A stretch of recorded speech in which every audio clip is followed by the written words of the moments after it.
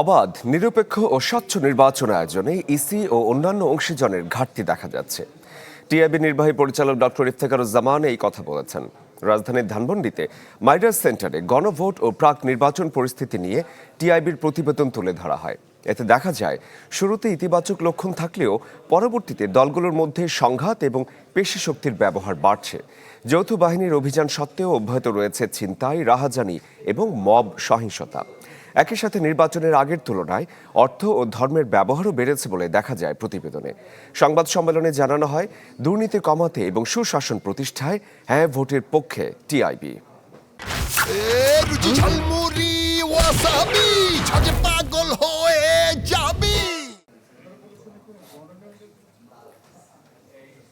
শান্তিপূর্ণ নির্বাচন আয়োজনে নির্বাচন কমিশন ও অন্যান্য অংশীদারদের মধ্যে ক্রমবর্ধমানভাবে প্রয়াস আছে নিঃসন্দেহে, তবে ঘাটতি দৃশ্যমান।